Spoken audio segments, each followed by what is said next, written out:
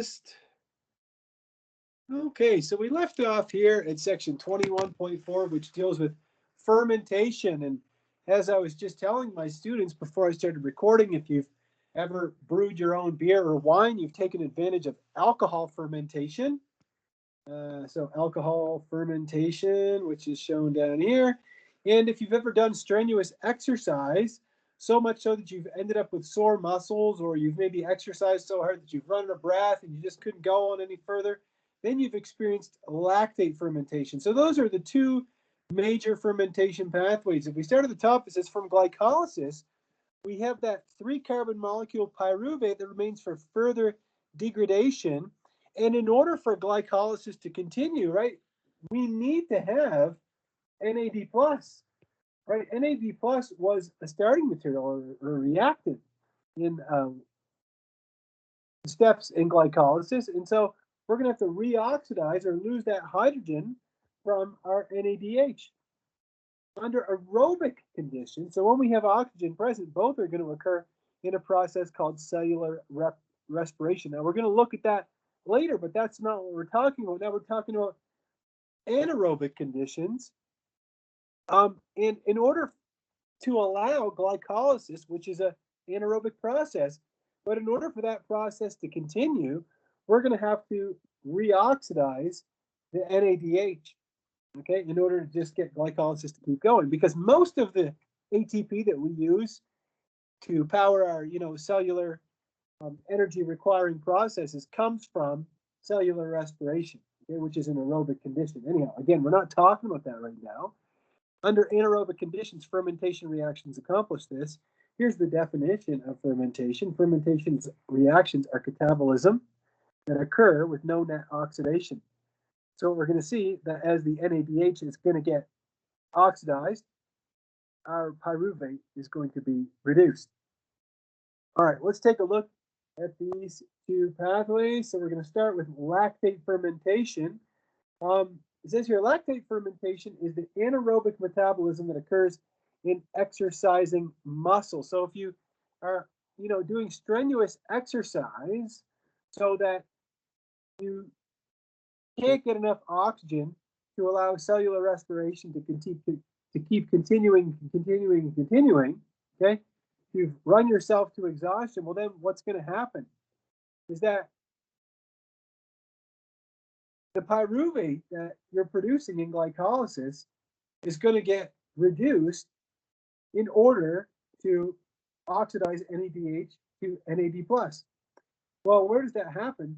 When that happens, you're going to reduce that pyruvate to lactate, and you can see that you end up reducing this carbonyl to an alcohol.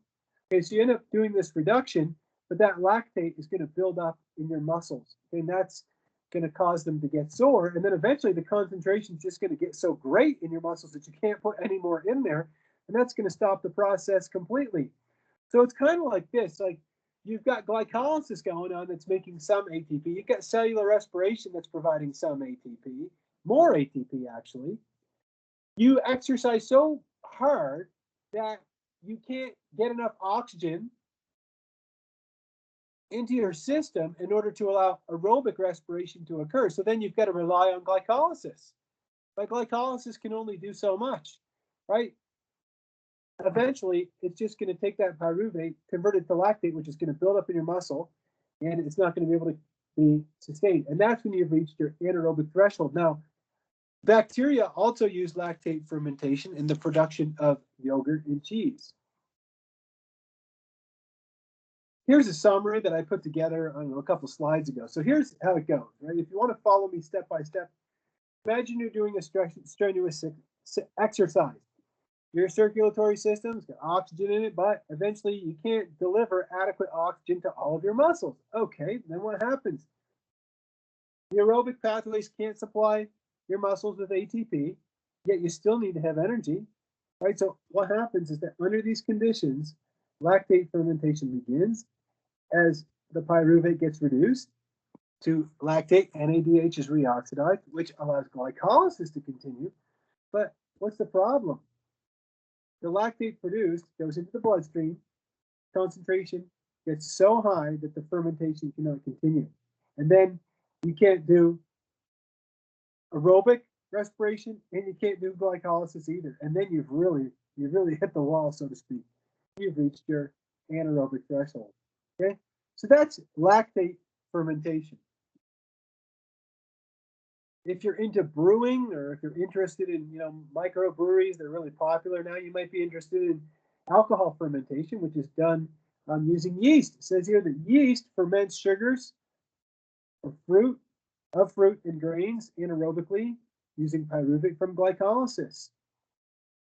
A couple of enzymes involved in this. Okay, it's a two-step process. Step one, step two. The first step involves an enzyme called pyruvate decarboxylase that removes carbon dioxide from the pyruvate. You end up losing that. And in the process, you make acetaldehyde or ethanol. Now, the second enzyme, alcohol dehydrogenase, is going to catalyze the reduction of the acetaldehyde or ethanol to ethanol, and it's going to release NAD plus in the process. So I think that's a typo. They should say NAD plus in the process. So you reoxidize your NADH. So what are the products?